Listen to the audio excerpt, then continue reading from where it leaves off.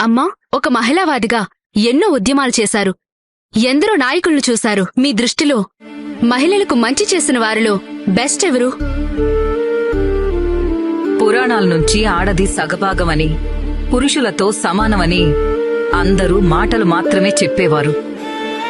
కాని ఆ మాటలను శాసనంగా మార్చి చిన్న చిన్న పదవుల నుంచి ఉప ముఖ్యమంత్రి దాకా అన్నింటిలో ప్రాధాన్యతను ఇచ్చి ఆడవాళ్లను అందలం ఎక్కించింది మాత్రం ఒక్క జగనే. ఈ ఎన్నికల్లో కూడా మిగతా పార్టీల కంటే మహిళలకే ఎక్కువ సీట్లిచ్చాడు మా జగన్. మహిళా సాధికారతే లక్ష్యంగా దేశంలోనే ఎక్కడా లేని పథకాలు మా రాష్ట్రంలోనే ఉన్నాయి. కానీ ఒకవేళ ప్రభుత్వం మారితే? ఆ ఛాన్సే లేదు.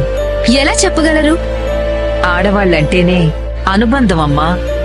ఈ రాష్ట్రంలో ఏ ఆడబిడ్డ జగనన్న బంధాన్ని తెంచుకోదు. ఒక్కరంటే ఒక్క మహిళ కూడా వేరే పార్టీలకు ఓటు వెయ్యదు. జగనన్న లక్ష్యం, జగనన్న ధ్యేయం, మహిళా సాధికారత. నమ్మకం నువ్వే జగన్, నమ్మకం